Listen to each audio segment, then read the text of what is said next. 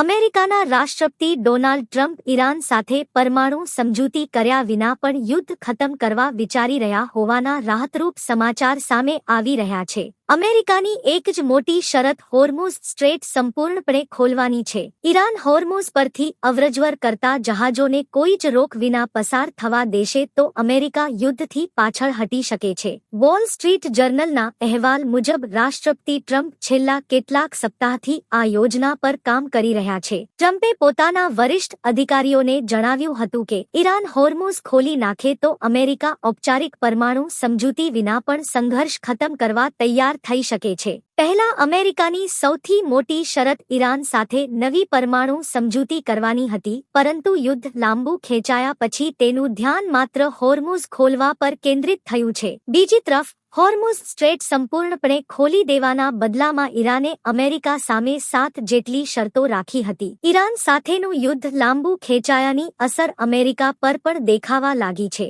પેટ્રોલની કિંમતો વધવાની અસર સામાન્ય જનતા પર પડવા લાગી છે. આગામી વર્ષે યોજાનારી મધ્યસત્ર ચૂંટણી પહેલા યુદ્ધ પ્રેરિત મોંઘવારી ટ્રમ્પ પ્રશાસન માટે મોટો રાજકીય પડકાર બની શકે છે. બીજી તરફ ઈરાને શરતો રાખતા અમેરિકાને યુદ્ધ હંમેશા માટે ખતમ કરવા જણાવ્યું હતું. એ સિવાય અમેરિકાએ સમુદ્રી નાકાબંધી હટાવવી પડશે. ક્ષેત્રમાંથી પોતાના સૈનિક પાછા બોલાવવા પડશે. ઈરાન પરના તમામ આર્થિક પ્રતિબંધ હટાવવા પડશે. વિદેશમાં રોકાયેલી ઈરાની સંપત્તિઓ પાછી આપવી પડશે. યુદ્ધમાં થયેલા નુકસાનનું વળતર આપવું પડશે.